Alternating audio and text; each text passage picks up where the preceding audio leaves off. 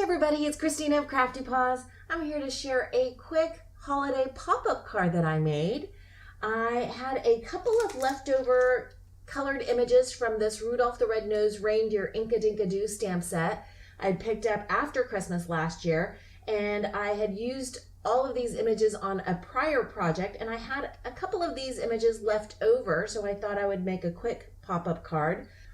And for the outside of the card, both the front and the back, I used an Old Recollections Winter Frost 6x6 stack, and I just used a few of the sheets that I had left over. I used this bottom of that paper and this for the back and this for the front, and it doesn't quite fit, as you can see, but I used that other little strip for the bottom trim, and I think it looks like it belongs there now.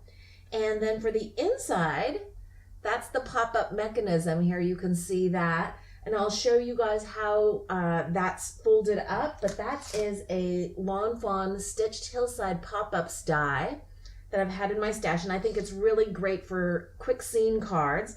As you can see, this was one of those little cut-aparts that I cut to fit into this top portion here. I added a little bit of glitter glue. This is a Studio G, just for the little berries to add some sparkle. And for these images, I had messed up on the coloring of the earmuffs for this Yukon Cornelius. So I ended up covering that up with some Flower Soft in gold, and I think that adds a really fun texture and sparkle. For the Rudolph, I had just added some glossy accents to add a little shine texture for the nose. And then for the snow, the hillsides and this front area here, I just mixed up some Snow-Tex. This is by Deco Art, and my little jar here had dried out, so I mixed it with some white gesso, and that mixed up great to kind of revitalize that Snow-Tex. And I just used a palette knife and put some on the hillsides and on this front little layer here. And that's really it. It's a really simple card, and I'm just going to attach here a little bit of the process on how I cut out this hillside die, the pop-up die, and how I assembled that part.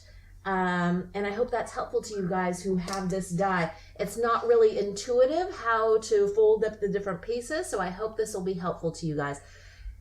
So I'm taking my Big Shot, and I'm using this Lawn Fawn Stitched Hillside pop-up die, and I've cut down some white cardstock just so that it'll fit with this die. And I'm gonna run it through my Big Shot, and because there are dotted lines and score lines, I'm running it through twice, as you saw there.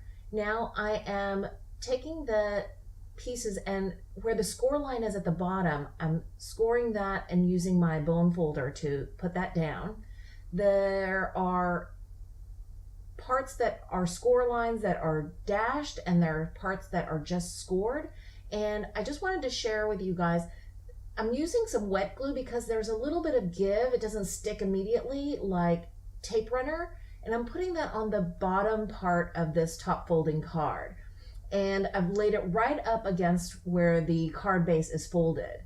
Now I am trying to figure out where to apply the glue on these little tabs. And it's just the little square tabs at the ends, but make sure that the right tab there is folded all the way down at the top of the hill, and then fold the card down onto that die cut, and then it'll line up perfectly with how the hills need to be attached to the card base. And you see that there. Now I'm using this paper collection, and I've cut apart one of the little banner pieces, and I'm gluing that onto the background. And I had to cut it down just the little flagged, the tail areas, just so that it would fit. It was a little bit too long, but I cut that down before sharing with you guys, just gluing it down. And you see here, I'm just gluing down Rudolph's legs because I'm not gluing him all the way onto the hill, as you can see. Same with Yukon Cornelius, I'm gluing his legs and a little bit of that pickaxe, and that places them so that they stand up above the hill. And now I'm gonna take some of this pearl white gesso and some dried Snow-Tex. And depending on how much your Snow-Tex has dried will really, be the difference on how much of the white gesso you use. This gesso is very liquidy, and I wanted to have plenty of Snow-Tex to cover this card base, like the bottom part, so that the bottom has as much texture. And I'm just layering it on with a palette knife. You could use a popsicle stick or even your hand if you wanted to. I just like how the palette knife gives me a little bit of extra control in terms of how much of the Snow-Tex with the mixed gesso gets put on. And I didn't want it to be totally even. I wanted a rough texture. Now you'll see me trying to add this onto the hills, and I really should have done this before adding the Rudolph and the Yukon Cornelius. Had I done that, I think this part would have been much easier and not as messy, but I'm gonna skip over the parts where I had to go on with like a toothpick between like Rudolph's legs and whatnot. But like I said, it would have been really easy if I had just done the gluing of the images after this. And that's really it for the card. I hope you've enjoyed this process video. If you did, please give it a thumbs up. Thanks so much for watching, and I hope you guys are having a wonderful crafty day.